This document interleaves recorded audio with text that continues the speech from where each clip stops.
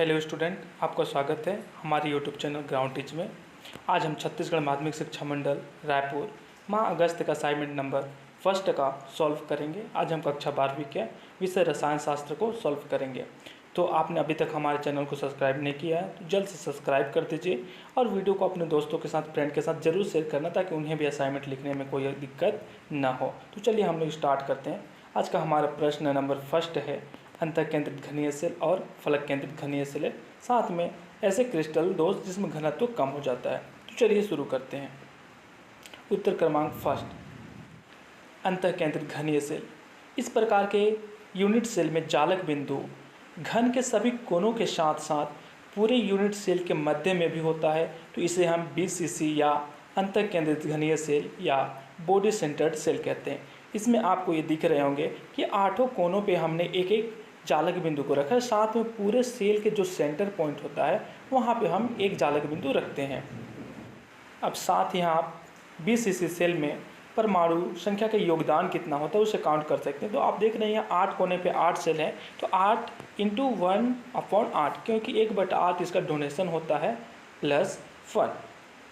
क्यों? क्योंकि वो बॉडी सेंटर्ड सेल में है। जो सेंटर में है उसका क्या होगा, एक पूरा डोनेशन होगा। तो 1 + 1 = 2 परमाणु का योगदान होता है। किसमें?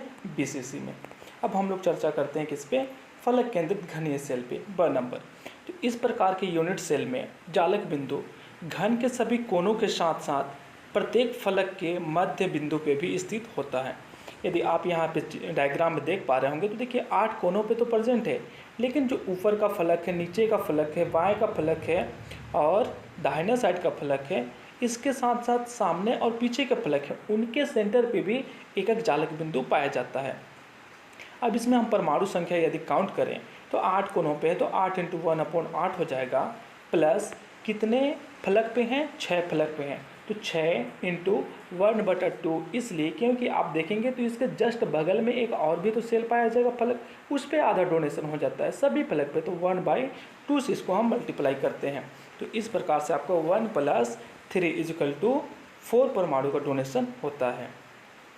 अब प्रश्न 1 का सेकेंड था कि जिसमें क्रिस्टल का घनत्व कम हो जाता है। तो क्रिस्टल का घनत्व शॉटकी दोष में कम हो जाता है। शॉटकी दोष क्या होता है कि जब कोई धन आयन क्रिस्टल जालक से बाहर चला जाता है तो ऋण आयन भी बाहर चला जाता है।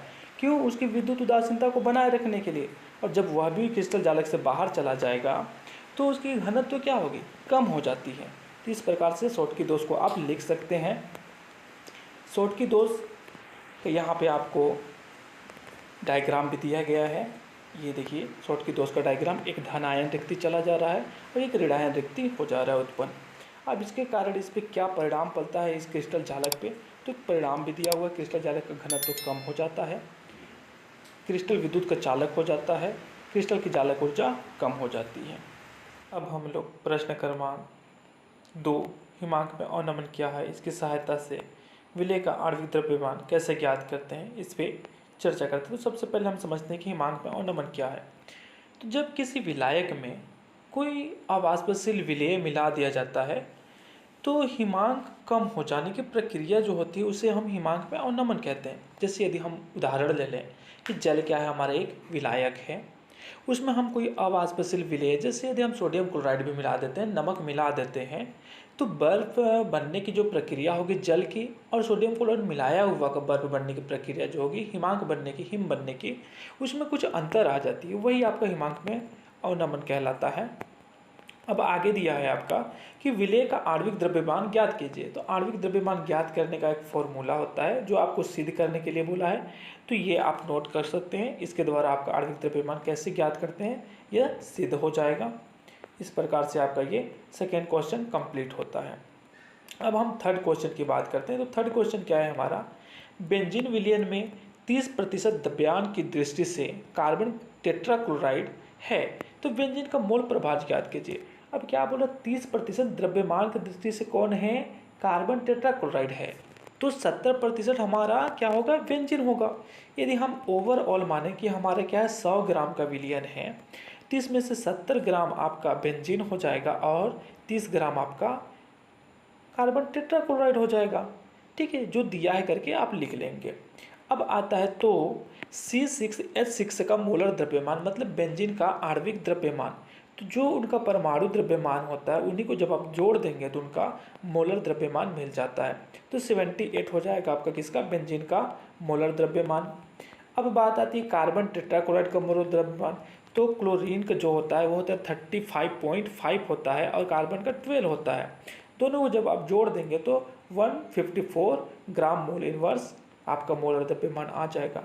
अब बेंजीन के मोलों की संख्या आपको ज्ञात करना है। तो मोलों की संख्या ज्ञात करते हैं हम जितना ग्राम हमारा होता है विलायक या विलेय और उसका आणविक द्रव्यमान को जो भाग दे देते तो हमको मोलों की संख्या मिल जाती है। इसी प्रकार से आप CCl4 के भी मोलों की संख्या ज्ञात कर लेंगे। चूँकि विलयन में उपस्थित कुल मोलों की संख्या, तो विलेय और विलायक दोनों को जब आप जोड़ देंगे बेंजीन और कार्बन टेट्राक्लोराइड को तो मोलों की संख्या मिल जाएगी। तो मोलों की संख्या आपको मिल गया 1.091।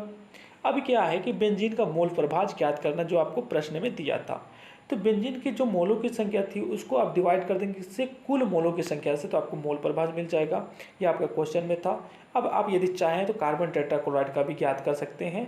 इसका भी आप मोलों की संख्या लिख करके कुल मोलों की संख्या से डिवाइड कर देंगे तो आपको मिल जाएगा मोल प्रभाज किसका, कार्बन टेट्राक्लोराइड का।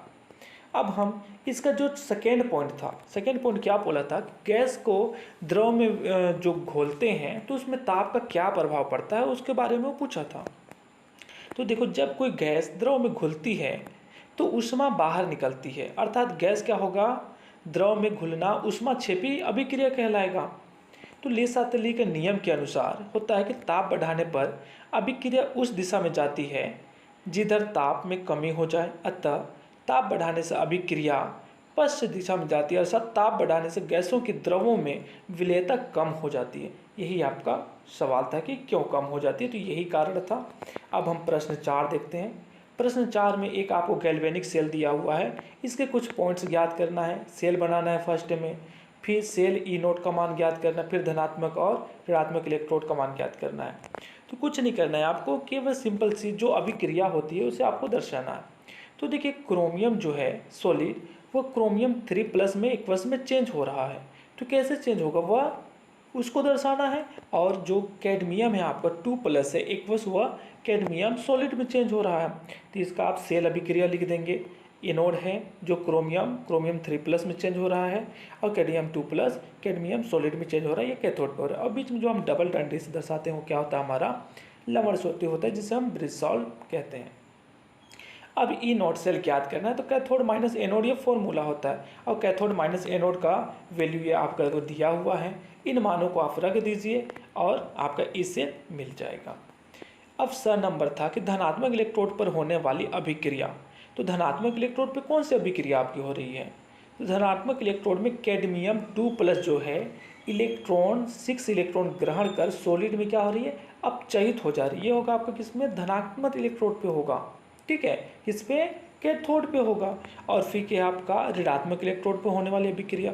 तो ऋणात्मक इलेक्ट्रोड पे क्या है, क्रोमियम जो सॉलिड है वह 6 इलेक्ट्रॉन बाहर निकाल करके क्या हो रही है, ऑक्सीकृत हो जा रही है किसमें, क्रोमियम 3+ पे। ये होगा आपका किसके, एनोड पे होगा। तो इस प्रकार से आप पूरे क्वेश्चन का आंसर बहुत शुद्ध साफ अच्छे से लिख सकते हैं। अभी तक आप अपने चैनल को सब्सक्राइब नहीं किया तो सब्सक्राइब कीजिए और अपने दोस्तों को शेयर कीजिए ताकि वो भी अपना असाइनमेंट पूरा कर सकें। मिलते हैं नेक्स्ट वीडियो में, तब तक के लिए बाय बाय, थैंक यू।